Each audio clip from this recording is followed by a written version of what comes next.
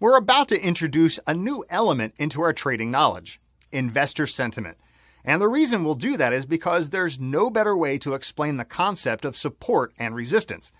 Quite simply put, if we look at a historical chart, we'll see that prices tend to range between two main levels.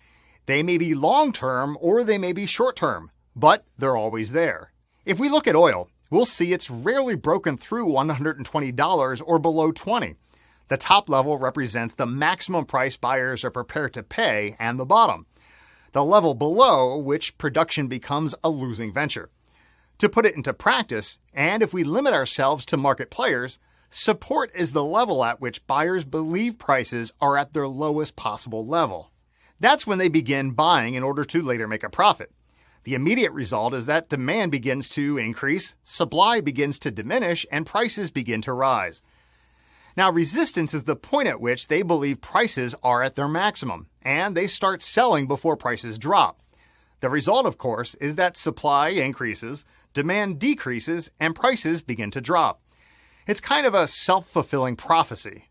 A ranging market is when the market establishes those two prices, support and resistance.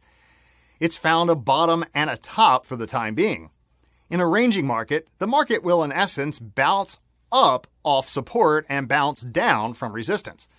To be able to call it a ranging market, it needs to trade within that range over a number of different time frames, whether that's a minute or a monthly chart. The gap between those prices can vary. It could be 5 ticks wide or thousands of dollars wide. It just has to stay between those two prices.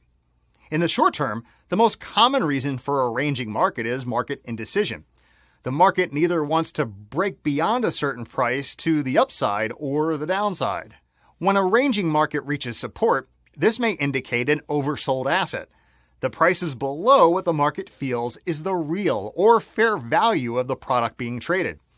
Conversely, when a ranging market reaches resistance, the market considers the asset overbought or at a price level which is higher than the fair value of the asset. So, how do we determine fair value? Well, for a share, that's relatively simple. It's the real value of a company's asset and sales potential divided by the number of outstanding shares. For a commodity, the price of its production and sales chain. For a currency, it's a little more complicated. We assess the country's economy.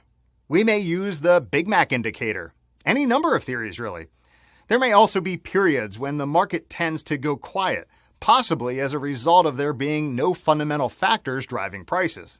If there's been no news of major changes in exports or production, no geopolitical or weather factors, the market is not likely to have reason to move beyond these two levels.